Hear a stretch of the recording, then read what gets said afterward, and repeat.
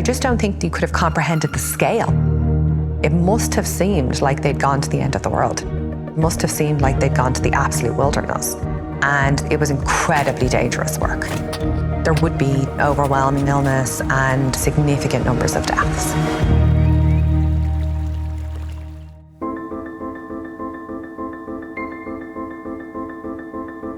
As America marks 250 years of independence, this sponsored program, presented by Ancestry in partnership with CNN Originals, explores how Americans from all walks of life helped shape this nation. In the early 1800s, there was a lot of immigration and migration towards New York, especially Irish immigration, to help build this huge Erie Canal. Patrick Cooney was my relative who came over from the coast of Ireland. He was one of the laborers who was actually doing a lot of the digging of the original canal. We don't have any idea what Patrick Cooney looked like. There were no pictures or sketches or portraits. There aren't very many records of the laborers along the canal. I think a lot of their names have been lost to time. In looking for a descendant of someone that helped build the Erie Canal, we found Kate. And Kate is a third great-granddaughter of Patrick Cooney.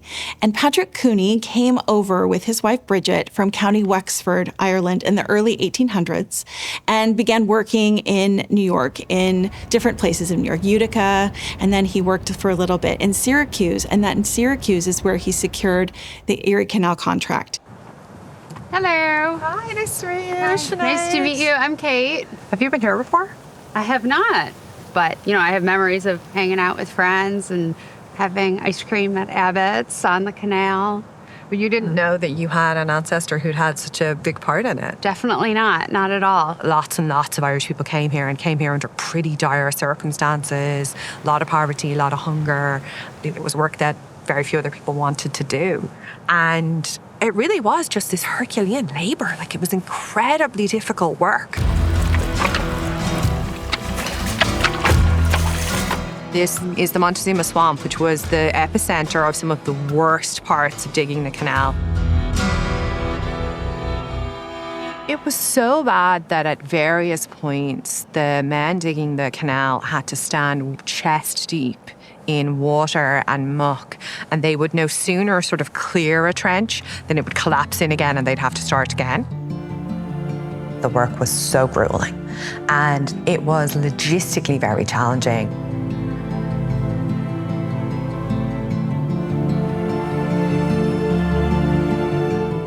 Hearing the story about my relative, I definitely see it through a different lens and understand and appreciate all the work that went into building this. Imagining what his life was like and what his days may have looked like, I feel very grateful that somebody went through all of that for us to have the life that we live now. He worked for a very long time, and in so doing, saved enough money that after that contract was complete, moved then to Salina. And in Salina is where he became a salt merchant. He was able to create enough wealth for his family that when he passed away, there was something then to inherit. So you have this man and his wife who came from very poor circumstances, came to the United States and kind of lived the American dream. After the building of the Erie Canal, New York was transformed in just a space of a few decades. And there's just this amazing energy that's happening and this excitement for opportunity and change. Because of that, New York really becomes a magnet for those people that are looking for opportunity, looking for social mobility, looking for economic stability. So there was a lot of immigration to New York City. And one of those immigrants would go on to found a dynasty and become the richest man in America. And a monument to the wealth and riches of that dynasty still stands in the heart of Manhattan. You see the history, even checking in here. Oh, Astor. And I'm like, yeah, it's a long story, but I could take pride in the fact that my great-grandfather helped found America, really.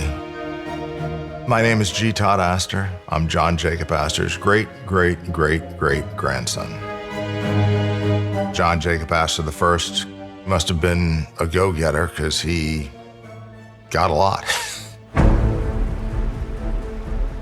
John Jacob Astor I came over as a 20-year-old from Germany, son of a butcher, and that gave him the ability to go and do the fur trading because animals being skinned and sold probably didn't smell that great, but he was kind of used to that from working in the butcher shop.